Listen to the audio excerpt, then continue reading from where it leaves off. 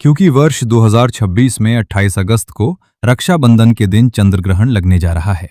इस ग्रहण को मामूली ग्रहण समझने की भूल गलती से भी मत कीजिएगा, क्योंकि ये साल का अंतिम और सबसे बड़ा चंद्र ग्रहण होने वाला है। इसलिए कोई भी बहन इस रक्षाबंधन पर भूल कर भी इस समय अपने भाई को राखी ना बांधे, वरना जीवन में बड़ी परेशानियां आ सकती हैं।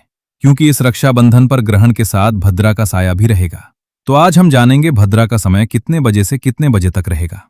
इसी दौरान राखी बांधना क्यों बेहद अशुभ माना जाता है, आखिर किस समय राखी बांधनी है, किस समय भूलकर भी राखी नहीं बांधनी है, और ग्रहण के समय कौन सा काम करने से बचना है, जानिए पूरी जानकारी इस वीडियो में। और माताएं बहनों, इसी के साथ साथ मैं आपको 3 प्रकार की ऐसी राखियों के बारे में बताने वाला हूं जिन्हें भूलकर भी अपने भाई की कलाई पर मत बांधना, नहीं तो भाई किसी बड़े संकट में आ सकता है। इसलिए आज ही हो जाइए सावधान। बहनें राखी तो बांधती हैं, लेकिन उनको ये मालूम नहीं होता कि किस प्रकार की राखी भाई को बांधनी चाहिए, किस प्रकार की राखी का चयन करना है। आप सभी माताएं बहनों और भाइयों को रक्षाबंधन के इस पावन पर्व की बहुत बहुत शुभकामनाएं एवं बधाइयां। माताएं बहनों, भगवान श्री कृष्ण की कृपा आप सभी पर बनी रहे, आपके घर परिवार में सुख शांति बनी रहे, भाई बहन के रिश्ते में हमेशा प्रेम और विश्वास बना रहे, और मां लक्ष्मी की कृपा से आपके जीवन में सुख समृद्धि का वास हो। इसी मनोकामना के साथ आज की वीडियो प्रारंभ करते हैं। प्रिय भक्तों, आज का विषय बहुत ही महत्वपूर्ण है और इस विषय को लेकर इस समय बहुत सारे लोगों के मन में अलग अलग प्रकार के सवाल चल रहे हैं। अभी हाल ही में बहुत से YouTube चैनल, सोशल मीडिया और व्हाट्सएप ग्रुप में बस यही सवाल चल रहे हैं। कहीं कोई कह रहा है कि रक्षाबंधन के दिन ग्रहण है, कहीं कोई कह रहा है कि ग्रहण के कारण राखी नहीं बांधी जा सकती, कोई पूछ रहा है कि राखी किस तारीख को बांधनी है, कोई पूछ रहा है कि सूतक कब से लगेगा, कोई पूछ रहा है कि क्या सूतक में भाई की कलाई पर राखी बांधी जा सकती है, कोई जानना चाहता है कि पूर्णिमा का व्रत कब रखा जाएगा, भगवान सत्यनारायण की पूजा किस समय होगी, और अगर किसी जगह पर ग्रहण दिखाई दे रहा है तो वहां रक्षाबंधन किस प्रकार मनाया जाएगा। तो आज मैं इसी वीडियो में आपके सभी सवालों का जवाब देने वाला हूं। इसलिए आज की पूरी जानकारी बहुत ध्यान से सुनिएगा, क्योंकि आज हम रक्षाबंधन की तारीख से लेकर पूर्णिमा तिथि, राखी बांधने के समय, ग्रहण की स्थिति, सूतक की मान्यता, सत्यनारायण भगवान की पूजा, पूर्णिमा व्रत और भाई बहन द्वारा किए जाने वाले धार्मिक कार्यों तक की बात बिल्कुल आसान भाषा में करने वाले हैं। सबसे पहले आप सभी से एक छोटी सी प्रार्थना है। अगर आपको यह जानकारी उपयोगी लगे तो वीडियो को एक बार लाइक जरूर कर दीजिएगा और कमेंट बॉक्स में श्रद्धा से जय श्री कृष्ण जरूर लिखिएगा।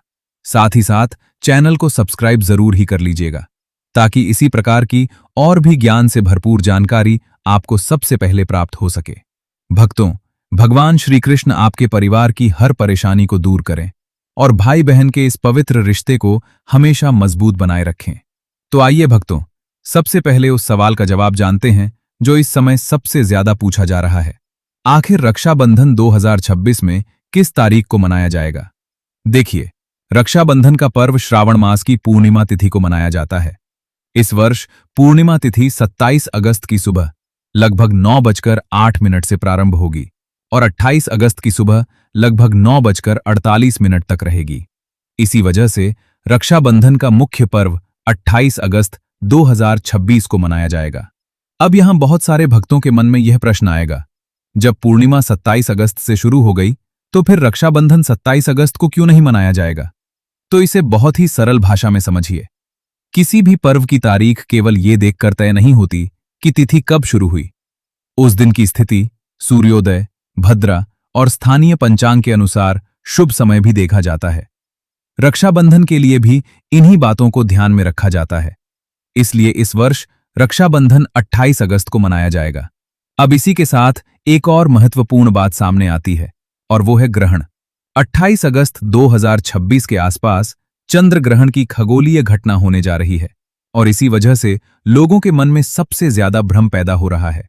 बहुत से लोग सोच रहे हैं कि अगर रक्षाबंधन के दिन ग्रहण है और क्या भगवान सत्यनारायण की कथा नहीं हो पाएगी? तो सबसे पहले आपको ये बात समझनी होगी कि ग्रहण का होना और आपके शहर में ग्रहण का दिखाई देना, दोनों बातें एक जैसी नहीं होती हैं। ग्रहण एक खगोलीय घटना है जो पृथ्वी के अलग अलग हिस्सों से अलग अलग प्रकार से दिखाई देती है। किसी स्थान पर पूरा ग्रहण दिखाई दे सकता है, किसी जगह उसका कुछ भाग दिखाई दे सकता है और किसी जगह पर ग्रहण दिखाई ही नहीं देता। इसलिए केवल ये सुन लेना कि 28 अगस्त को चंद्र ग्रहण है और उसके बाद पूरे भारत के लिए एक ही धार्मिक नियम बना देना सही तरीका नहीं है। अपने स्थान की स्थिति और स्थानीय पंचांग को देखना बहुत जरूरी है। अब आइए थोड़ा सरल तरीके से समझते हैं कि चंद्र ग्रहण होता क्या है। आप सभी जानते हैं कि चंद्रमा रात के आकाश में हमें चमकता हुआ दिखाई देता है, लेकिन चंद्रमा अपना प्रकाश स्वयं पैदा नहीं करता। सूर्य का प्रकाश जब चंद्रमा की सतह पर पड़ता है तो हमें चंद्रमा चमकता हुआ दिखाई देता है। अब जब सूर्य, पृथ्वी और चंद्रमा एक ऐसी स्थिति में आ जाते हैं कि पृथ्वी सूर्य और चंद्रमा के बीच आ जाती है और पृथ्वी की छाया चंद्रमा पर पड़ने लगती है, तब चंद्र ग्रहण की स्थिति बनती है। यही वैज्ञानिक रूप से चंद्र ग्रहण है। इसमें कोई रहस्यमय बात नहीं है, बल्कि ये खगोलीय घटना है जिसका अध्ययन वैज्ञानिक वर्षों से करते आ रहे हैं। लेकिन हमारे सनातन धर्म में ग्रहण से जुड़ी धार्मिक मान्यताएं भी बहुत पुरानी हैं। हमारे यहां ग्रहण को राहु और केतु से जुड़ी कथा के माध्यम से समझाया जाता है। समुद्र मंथन की कथा में जब देवताओं और असुरों को अमृत प्राप्त हुआ तो भगवान विष्णु ने मोहिनी रूप धारण करके अमृत का वितरण किया। उसी समय एक असुर देवताओं की पंक्ति में जाकर बैठ गया। सूर्यदेव और चंद्रदेव ने उसे पहचान लिया और भगवान विष्णु को बता दिया। भगवान विष्णु ने सुदर्शन चक्र से उसका सिर उसके शरीर से अलग कर दिया, लेकिन तब तक अमृत की बूंद उसके शरीर में पहुंच चुकी थी, इसलिए वो अमर हो गया और उसके सिर को राहु तथा धड़ को केतु के रूप में जाना गया। धार्मिक मान्यता के अनुसार राहु सूर्य और चंद्रमा से शत्रुता रखता है और समय समय पर उन्हें ग्रसता है। इसी घटना को ग्रहण से जोड़ा गया है। अब देखिए, विज्ञान ग्रहण को एक खगोलीय घटना बताता है और धर्म इसे अपनी आध्यात्मिक परंपरा और कथा के माध्यम से समझाता है। दोनों को अपने अपने स्थान पर समझना चाहिए। हमें विज्ञान को छोड़ने की जरूरत नहीं है और अपनी परंपरा को भूलने की भी जरूरत नहीं है। विज्ञान हमें यह बताता है कि ग्रहण किस कारण से होता है और धार्मिक परंपराएं हमें यह बताती हैं कि ग्रहण के समय किस प्रकार संयम और साधना की जाती रही है। इसलिए इस विषय को लेकर डरने की बिल्कुल आवश्यकता नहीं है। अब बात करते हैं सूतक की, क्योंकि रक्षाबंधन और ग्रहण को लेकर सबसे ज्यादा सवाल सूतक को लेकर ही पूछे जा रहे हैं। पारंपरिक हिंदू मान्यता के अनुसार चंद्र ग्रहण से लगभग 9 घंटे पहले सूतक माना जाता है। लेकिन यहां सबसे जरूरी बात यह है कि सूतक के नियमों को लेकर अलग अलग परंपराएं और पंचांग मिलते हैं और ग्रहण की दृश्यता भी स्थान के अनुसार बदलती है। इसलिए यदि किसी स्थान पर ग्रहण दिखाई ही नहीं देता तो वहां सूतक के नियमों को लेकर भी स्थानीय पंचांग और परंपरा को ही प्राथमिकता दी जाती है। इसे लेकर किसी भी प्रकार की अफवाह या डर फैलाने की जरूरत नहीं है। अब सवाल आता है कि ग्रहण के समय क्या किया जा सकता है। धार्मिक परंपरा में ग्रहण के दौरान सामान्य शुभ कार्य और पूजा पाठ को रोकने की मान्यता रही है, लेकिन भगवान का नाम लेना, मंत्र जाप करना, ध्यान करना और भगवान का स्मरण करना शुभ माना जाता है। इसलिए अगर आपके क्षेत्र में ग्रहण दिखाई देता है और वहां सूतक की धार्मिक मान्यता लागू होती है तो उस समय सामान्य पूजा के बजाय भगवान का ध्यान और मंत्र जाप किया जा सकता है। चलिए भक्तों, अब मैं आपको बता देता हूं जो कि हर माताएं बहनों के लिए बहुत ही जरूरी है। मैं उन सभी माताओं बहनों से कहना चाहूंगा कि अगर आप अपने भाई की कलाई के लिए राखी खरीदने जा रही हैं तो राखी लेते समय केवल उसकी सुंदरता ही ना देखें, बल्कि कुछ बातों का ध्यान भी जरूर रखें। सबसे पहली बात, राखी ऐसी ना लें जो टूटी हुई, खंडित या कहीं से खराब हो, क्योंकि राखी शुभ अवसर पर भाई की कलाई पर बांधी जाती है। दूसरी बात, बहुत डरावने चेहरे, नकारात्मक आकृतियों या अशुभ प्रतीकों वाली राखी लेने से बचें। तीसरी बात, ऐसी राखी ना खरीदें जिसमें जरूरत से ज्यादा काले रंग का इस्तेमाल हो या जो देखने में उदास और नकारात्मक लगे। और चौथी बात, ऐसी राखी भी ना लें जिसमें जंग लगा हुआ, गंदा या खराब धातु का सामान लगा हो। इसलिए बहनों, राखी खरीदते समय कोशिश करें कि राखी साफ सुथरी, सुंदर, शुभ प्रतीकों वाली और मन को प्रसन्न करने वाली हो, क्योंकि राखी केवल कलाई पर बांधा जाने वाला धागा नहीं, बल्कि भाई की लंबी उम्र, सुख, समृद्धि और रक्षा की मंगल कामना का प्रतीक मानी जाती है। भक्तों, अब बात आती है रक्षाबंधन की, और ये सबसे महत्वपूर्ण हिस्सा है। भक्तों, रक्षाबंधन भाई और बहन के प्रेम का पर्व है और इस वर्ष रक्षाबंधन 28 अगस्त को ही मनाया जाएगा। राखी बांधने का सही समय आपके शहर के सूर्योदय और स्थानीय पंचांग के अनुसार थोड़ा अलग हो सकता है। उदाहरण के लिए दिल्ली के पंचांग में 28 अगस्त को राखी बांधने का समय सुबह लगभग 5:57 से 9:48 तक दिया गया है। लेकिन अगर आप किसी दूसरे शहर में रहते हैं तो वहां का समय अलग हो सकता है। इसलिए अपने शहर का पंचांग जरूर देखिए। यही बात सबसे महत्वपूर्ण है। किसी दूसरे शहर का समय देखकर अपने शहर में राखी बांधने का समय तय मत कीजिए। अब अगर आपके क्षेत्र में ग्रहण दिखाई नहीं देता है तो स्थानीय पंचांग के अनुसार रक्षाबंधन के शुभ समय में राखी बांधी जा सकती है। लेकिन अगर आपके क्षेत्र में ग्रहण दिखाई देता है तो वहां की धार्मिक परंपरा के अनुसार ग्रहण काल में राखी बांधने से बचना उचित माना जाता है और ग्रहण समाप्त होने के बाद शुद्धि करके राखी बांधने का समय देखा जाता है। इसीलिए मैं बार बार कह रहा हूं कि केवल ये सुनकर कि 28 अगस्त को ग्रहण है, पूरे भारत के लिए एक ही नियम लागू मत कीजिए। अपने स्थान की स्थिति जरूर देखिए। अब अगर हम रक्षाबंधन की पूजा की बात करें तो इसमें बहुत ज्यादा कठिन प्रक्रिया नहीं है। बहन को सुबह स्नान करके साफ कपड़े पहनने चाहिए। सबसे पहले अपने घर के पूजा स्थान पर भगवान का स्मरण करना चाहिए। भगवान श्री गणेश का ध्यान करके रक्षाबंधन की थाली तैयार करनी चाहिए। थाली में रोली या कुमकुम, अक्षत, दीपक, मिठाई और राखी रख सकते हैं। भाई को साफ स्थान पर बैठाना है। बहन भाई के माथे पर तिलक लगाए, अक्षत लगाए, फिर आरती करें और उसके बाद भाई की कलाई पर राखी बांधे। राखी बांधते समय मन में अपने भाई के लिए भगवान से प्रार्थना करनी है कि भगवान उसे स्वस्थ रखें, जीवन में सफलता दें, सभी परेशानियों से बचाएं और उसके जीवन में सुख समृद्धि बनाए रखें। भाई भी अपनी बहन के लिए मन में यही प्रार्थना कर सकता है कि भगवान उसकी बहन को हमेशा खुश रखें, उसके जीवन में किसी प्रकार की परेशानी ना आए और भाई बहन का रिश्ता हमेशा प्रेम से भरा रहे। अब बहुत सारे लोग ये भी पूछ रहे हैं कि क्या ग्रहण की वजह से इस बार रक्षाबंधन अशुभ हो गया है? तो बिल्कुल नहीं। ऐसा सोचकर डरने की आवश्यकता नहीं है। ग्रहण एक खगोलीय घटना है और धार्मिक परंपरा में इससे जुड़े कुछ नियम है। रक्षाबंधन एक पवित्र पर्व है। दोनों को अलग अलग समझना चाहिए। आपको केवल अपने स्थान की ग्रहण दृश्यता और स्थानीय पंचांग के अनुसार समय का ध्यान रखना है। अब बात करते हैं पूर्णिमा के व्रत की। 27 अगस्त से पूर्णिमा तिथि शुरू होगी और 28 अगस्त की सुबह तक रहेगी। जो भक्त पूर्णिमा का व्रत रखते हैं वे अपने स्थानीय पंचांग के अनुसार व्रत का संकल्प ले सकते हैं। व्रत का अर्थ केवल भूखा रहना नहीं है। व्रत का अर्थ मन और इंद्रियों पर संयम रखना, भगवान का स्मरण करना और अपने व्यवहार को सात्विक रखना भी है। इसलिए अगर आप किसी कारण से कठोर उपवास नहीं कर सकते तो अपनी क्षमता के अनुसार फलाहार या सात्विक भोजन कर सकते हैं। अपने स्वास्थ्य को नजरअंदाज करके कोई भी धार्मिक नियम नहीं करना चाहिए। भगवान भावना देखते हैं। अब आती है भगवान सत्यनारायण की पूजा। पूर्णिमा के दिन भगवान सत्यनारायण की कथा करने की परंपरा हमारे घरों में बहुत पुरानी है। बहुत सारे परिवार इस दिन सत्यनारायण भगवान की पूजा करते हैं, कथा सुनते हैं और प्रसाद बांटते हैं। लेकिन अगर आपके क्षेत्र में ग्रहण दिखाई देता है तो पारंपरिक नियमों के अनुसार ग्रहण काल में सामान्य पूजा स्थगित करके ग्रहण समाप्त होने के बाद स्नान और शुद्धि करके पूजा करना उचित माना जाता है। वहीं अगर आपके क्षेत्र में ग्रहण दिखाई नहीं देता है तो स्थानीय पंचांग के अनुसार सत्यनारायण भगवान की पूजा का समय तय किया जा सकता है। इसीलिए जो लोग सत्यनारायण भगवान की कथा कराने वाले हैं वे पहले अपने शहर का पंचांग जरूर देख लें। अब बात करते हैं चंद्रमा को अर्घ्य देने की। पूर्णिमा के दिन चंद्र दर्शन करके अर्घ्य देने की परंपरा कई परिवारों में है। लेकिन इस बार चंद्र ग्रहण की स्थिति होने के कारण चंद्र अर्घ्य का समय भी आपके स्थान पर चंद्रमा के दिखाई देने और ग्रहण की स्थिति के अनुसार बदल सकता है। इसलिए चंद्र अर्घ्य के लिए भी स्थानीय पंचांग को ही प्राथमिकता दें। अब यहां एक बहुत महत्वपूर्ण बात विदेशों में रहने वाले हमारे दर्शकों के लिए है। हमारे बहुत सारे भाई बहन भारत से बाहर रहते हैं।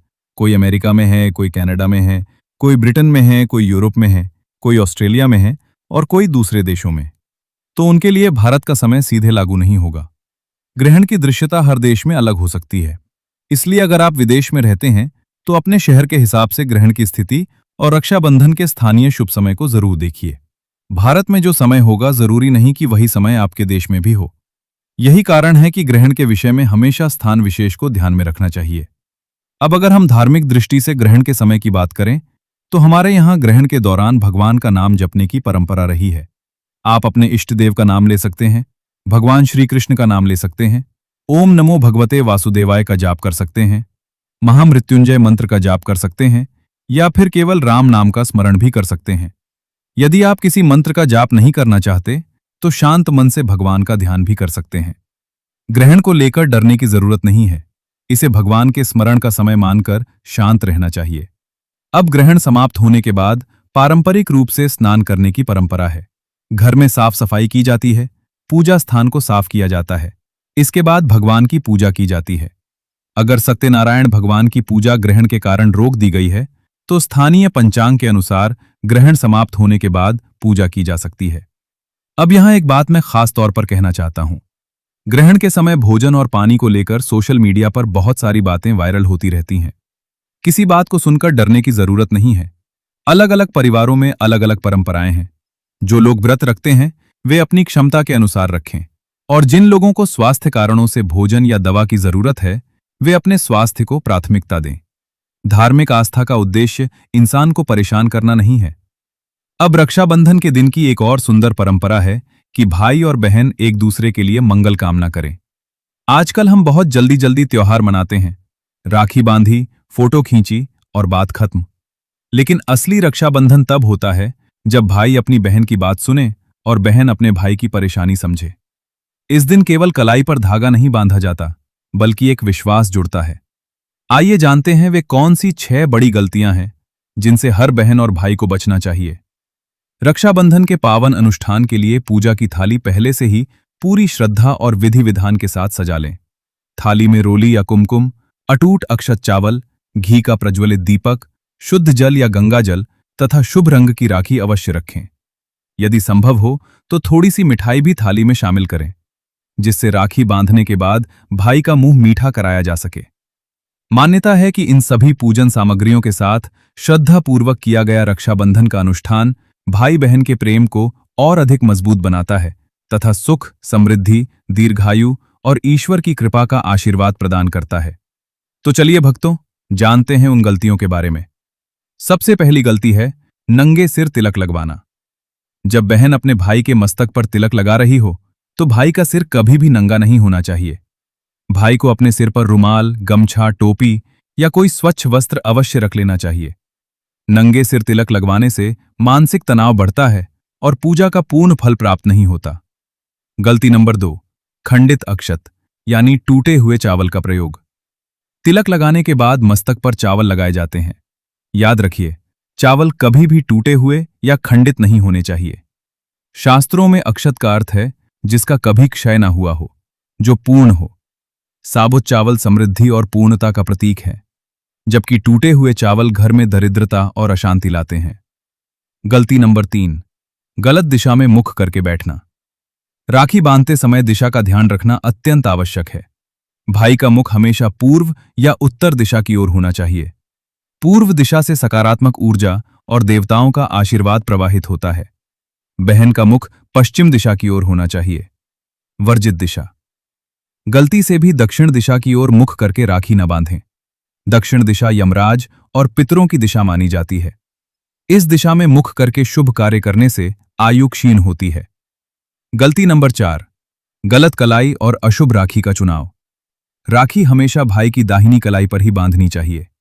दाहिनी भुजा में शक्ति, संकल्प और शुभता का वास होता है। बाई कलाई पर राखी बांधना वर्जित है।